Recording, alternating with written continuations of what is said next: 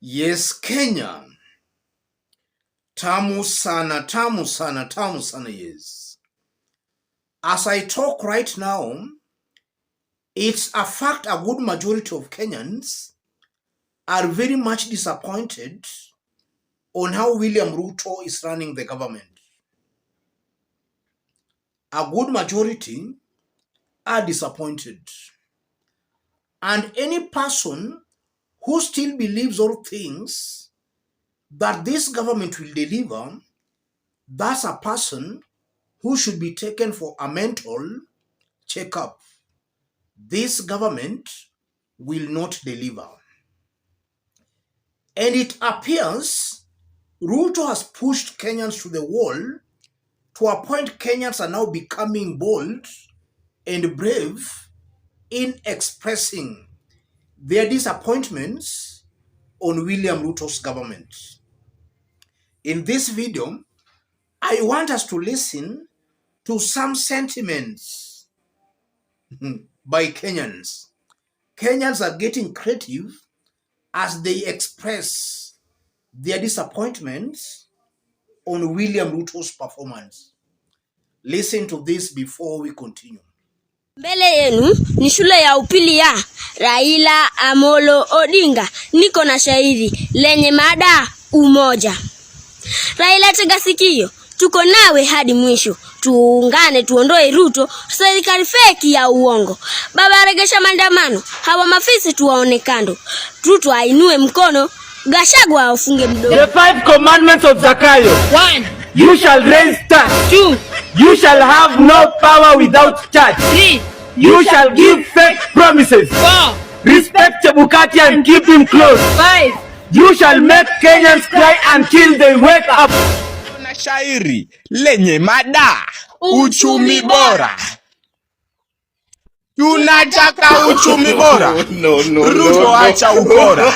Gachagua meno kama hora na koti kama ya mwezi wa 6. Hiyo mtungi itatoka shilingi 2,800 mpaka shilingi 500 ama 300. No mamuhena gioraidi gai. Ati munasemaje? Ati munasemaje?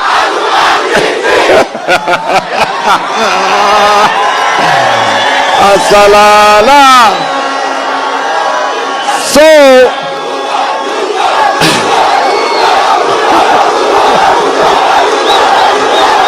asanteni sana. Asanteni sana. Simu nakumbuka tulianza hapa Ravin. Huyu ni nani anayeongeza ushuru? Huyu ni nani anayeua Wakenya? Anafanya Wakenya walale njaa. Anafanya Wakenya waite baba. Zakayo wa Kenya anapeana mateso, sio kupenda kwake, kichwa ngumu ya Wakenya. Bei ya unga kupanda, huyo ni Zakayo. Bei ya pombe kupanda, huyo ni Zakayo. Bei ya roskoko kupanda, huyo ni Zakayo. Bei ya sukari kupanda, huyo ni Zakayo. Usiposhuka kwa mti, Wakenya wanabanda. Those are creative Kenyans expressing their disappointments on how William Ruto is running the government. Before we dig deep into those, let me remind you once more that we have a medical appeal for Nudin Salash from Kajiado for him to undergo a kidney transplant at Medihill Hospital, Parklands. If you wish to send a contribution, then feel free to send your contribution to 0722 735 065.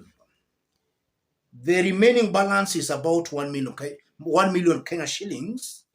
And I know that through this forum, we can help the family of Nudin raise that remaining balance. Please, let's help save a soul. Back to our analysis. Yes. If you want an example of a government that has failed to deliver, Ruto's government is a perfect example. A government that promised heaven but cannot even deliver the clouds. Total failure. And there are also signs that this is a government that even if given 100 years, it will not deliver. We are seeing a government saying it's broke, but at the same time, the same government is creating more and more unnecessary positions. 50 CASs. Those are positions that are not necessary. In fact, those positions are just helping the so-called broke government in increasing its expenditure, while a broke government should be reducing its expenditure. It's very ironical that instead of the government reducing expenditure, it's increasing expenditure.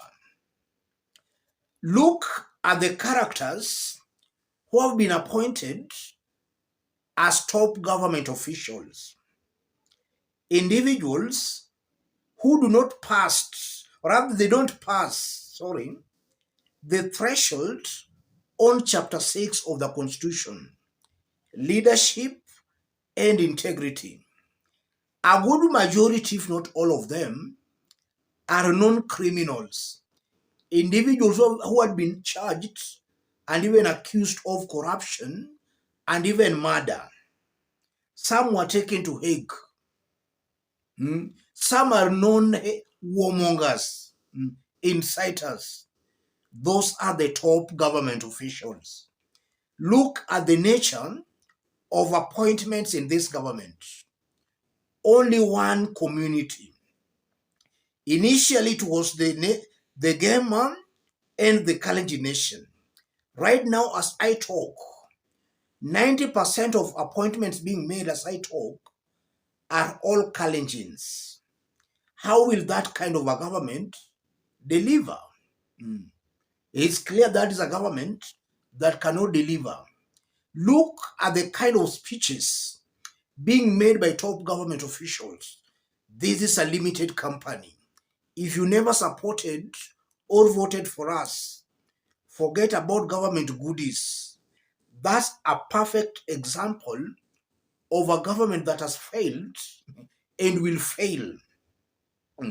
So Kenyans should not expect anything good to come from that kind of a government.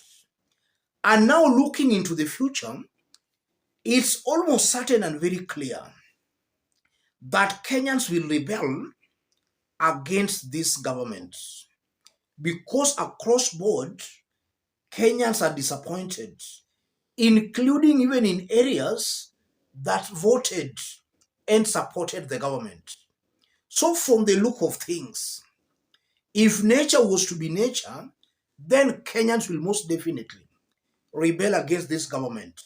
Because again, with the government's intention to pass Finance Bill 2023, that means things are going to worsen for the poor man.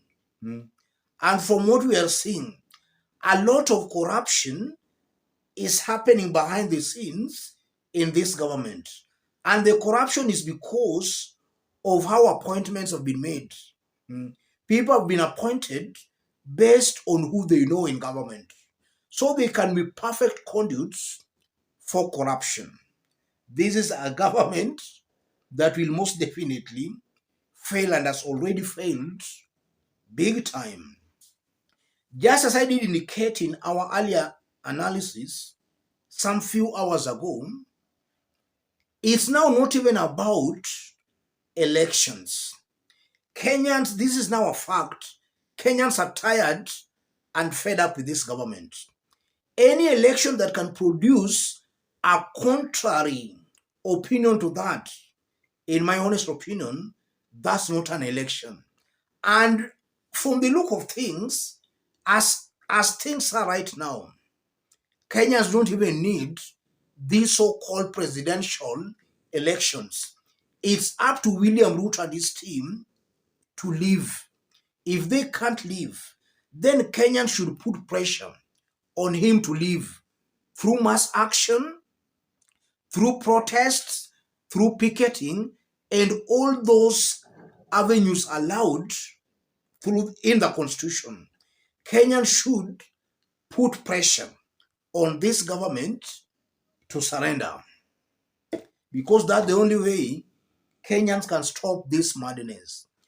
And also, if you look at the leaders supporting William Ruto and his team, and this is something Kenyans should now take seriously. Any leader supporting William Ruto's government, that leader is equally responsible for the failures of this government. A leader supporting William Ruto should not cheat you from one side of their, rather from one side is he or she is cheating you that is bringing development, while on the other side, he or she is responsible for the sufferings Kenyans are going through. Any leader supporting this government is responsible for all the sufferings Kenyans are going through. That's why it's important Kenyans should reject any leader supporting William Samoei Ruto. I think that's the only way Kenyans can bring a serious revolution. If those leaders come to the ground, Kenyans should be hostile, should reject them, because they are responsible for the sufferings Kenyans are going through. Let me stop it there, ladies and gentlemen. But just in case you are watching us, but you have not yet subscribed, subscribe, give this video a like. Let me remind you before I leave that we should support, or rather let me tell you that in the event you want to send a contribution, send your contributions to 0722 735 065. Let's help Nudin Salash undergo a kidney transplant. Let's meet in our next analysis.